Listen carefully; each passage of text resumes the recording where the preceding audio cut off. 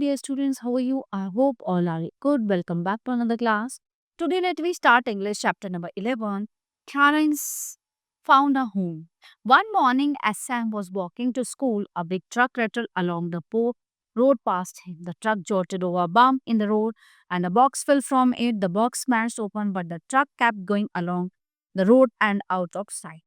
ठीक है, एक दिन क्या होता है कि सेम सैम जो है रोड पर टहल रहा था, तभी वहां से एक ट्रक गुजरता है ना? और जैसे ही स्पीड ब्रेकर आता है तो ट्रक जैसे ही उसको उछलता है तो एक बॉक्स ट्रक से नीचे गिर जाता है, ठीक है, एंड वो टूट जाता है, but the truck kept going along the road and out of the broken box there fell an egg. अब उस टूटे हुए बक्से में से जो है एक अंडा गिर जाता है। What an egg! It was as big as Sam and he pushed it. The egg rolled it all the way to school. ठीक है, वो एग जो है, जो सैम लड़का था उसके बराबर की हाइट का था, वो उसको लुढ़काता हुआ रोल करता हुआ स्कूल पहुंचता है। Put it on the mat, dear, said Miss Hatfield, Sam's teacher. As Sam rolled the egg into the mat, he noticed that there was a crack in it. ठीक है ना, तो वो उसको रोल करता हुआ ले जाता है स्कूल में, वो उसको मैट पे खड़ा होता है तो देखता है कि उसमें एक क्रैक आ जाता है, हल्की सी लाइन आ जाती है टूटे हुए की। So then he hear noises coming from inside the egg, tap tap tap, chip, chip, chip, the crack in the egg opened up and the egg broke out of the broken egg rolled a bundle. ठीक है, तो जब उसमें से crack हो जाता है, उसको टूटने की आवाज आती है, तो उसके अंदर से टैप टैप की आवाज आती है, चिप चिप करके कुछ, है ना? तो उसमें से एग रोल अ बंडल, एक बंडल जो है रोल निकलता है। The bundle uncurled itself, sat up and smile. It was a beautiful baby dinosaur.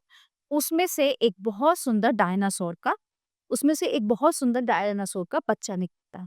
So and it was the happiest moment in Sam's life. ये सैम के जीवन का सबसे अच्छा मोमेंट था।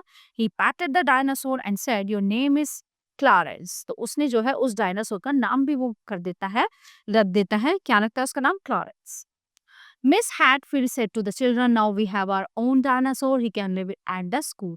तो उसकी जो मिस होती है उन्होंने कहा कि हमें जो है ये डायनासोर मिला है और अब ये स्कूल में ही रहेगा। Clarence liked living at the school and playing with the children. They climbed up on him and slid down his sides. They played hide and seek. When it rained, they stood under him.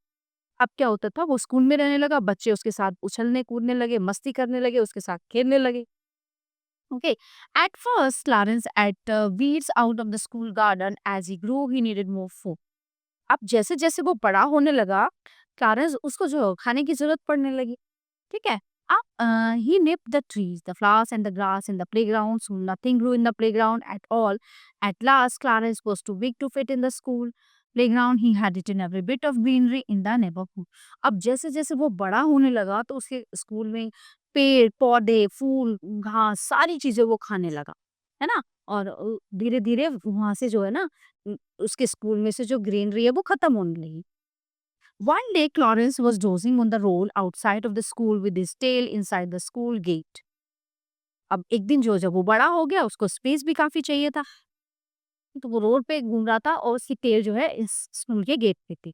His tail twitched and knocked over a garbage tin, spilling the garbage out.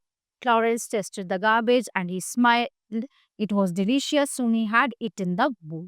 अब उसकी जो पूंछ से है एक garbage का box था, वो टेढ़ा होके गिर गया और वो उसने स्मेल किया तो उसे अच्छा लगा, तो उसने वो सारा गार्बेज जो है खा लिया। Now we know where we can get food for Clarence, he can eat all our garbage, said Sam to Miss Hatfield. अब उसको जब खाने के लिए कुछ नहीं मिल रहा था तो उसने वो पूरा गार्बेज खा लिया और ये बड़ी टेंशन की बात थी।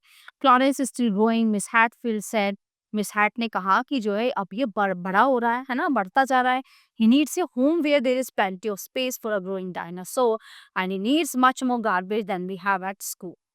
है ना, अब इसको प्रॉपर स्पेस चाहिए जहाँ पे ये फिट हो सके, जहाँ पे ये रह सके। So she thought for a moment and she said, I know a place where there is plenty of space and lots of fruit. तो तभी उनको ध्यान आया मिस को कि हाँ, उनको एक ऐसी जगह का पता है जहाँ पे ये फिट हो सकता है, जहाँ से रह सकता है और जहाँ इसको खाने के लिए भी प्रॉपर मिल सकता है। Where asked Sam, the garbage dump, said Miss Hatfield. The city council will love to have Clarence eat up all their garbage. She was right. The city council people were happy to make a home for Clarence at the garbage dump. So Clarence now lives on a lively green hill. Every day big trucks collect garbage from around the city and take it to the dump. So Clarence had delicious meals. Now the leaves and grass and flowers are growing again.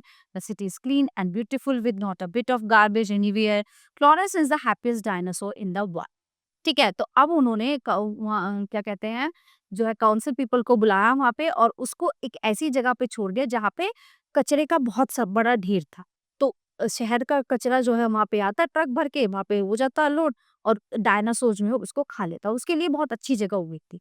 तो जब वो कचरे को खाता तो इस हिसाब से जो उस सिटी के जो फ्लावर है, जो पेड़ हैं, जो पेड़-पौधे हैं, वो सब सुरक्षित हो गए और सब उस चीज़ से बहुत खुश थे और डायनासोर क्लारेंस जो है वो भी बहुत खुश था क्योंकि उसको वहाँ पे प्रॉपर स्पेस मिल गया था रहने के लिए और खाने के लिए बहुत सारा गार्बेज.